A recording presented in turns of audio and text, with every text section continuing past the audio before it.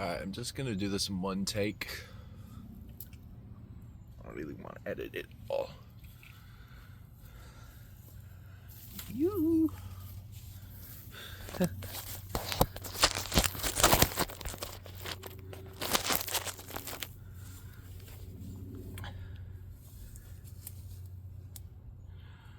They turned my flower into an anime boy, bro.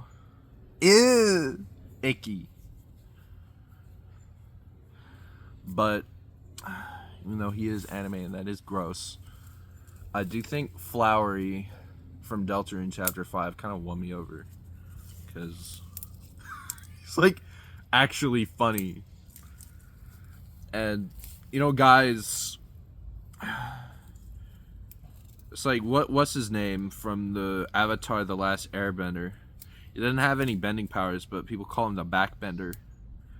Kazu? I don't remember what his fucking name is, but he's really humble and he's got a wicked sense of humor. Now this Flowery fuckface, he's not humble at all.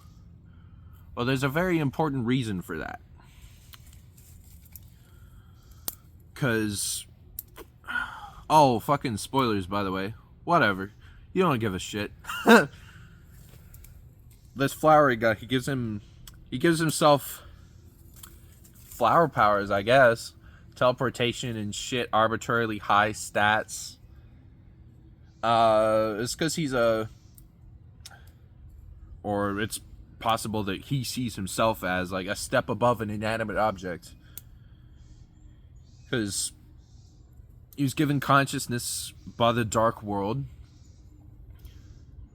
while already being, you know, a living object.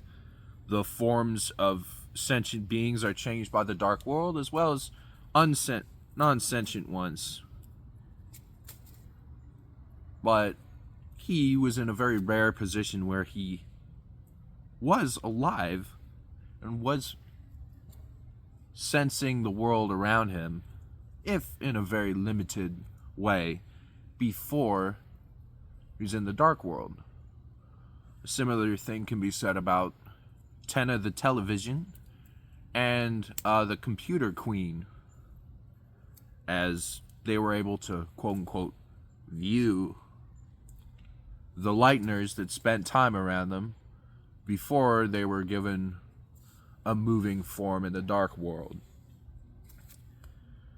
So Mr. Flower Guy, I see why he does it, basically. He's given this kind of power for a very limited amount of time, and he knows this. He wants to make the most of it as he can. And he wants to do right by the people in his life, namely Asgore, Rousey, Chris, the protagonist and shit. And he wants to do that to the best of his capabilities.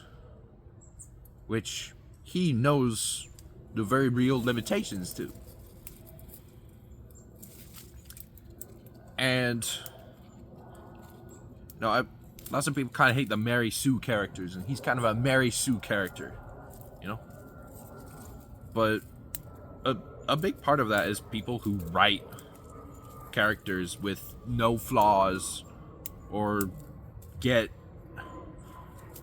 undeserved love and attention from everyone, and the adoration of millions of fictitious people is, you know, lots of times their lives aren't great.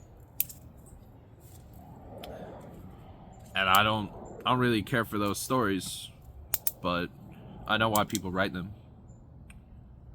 I know why Flowery was a very big, bombastic character, let's say. And why he butt heads with Rousey so much, why he gets under Rousey's skin. Because Rousey is very set in his ways.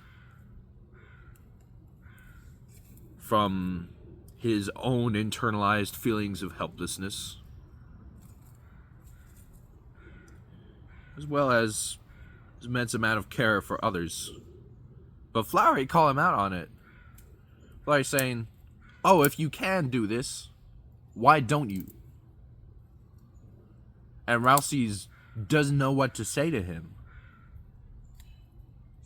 Because Flowery has his way of doing things. Rousey has his own way of doing things. And Rousey doesn't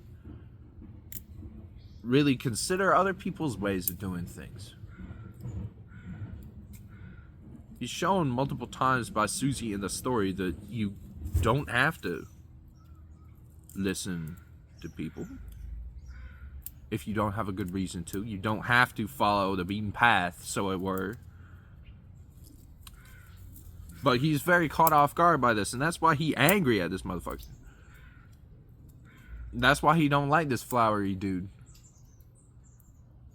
Because Flowery's right, bro. Rousey doesn't really have an excuse.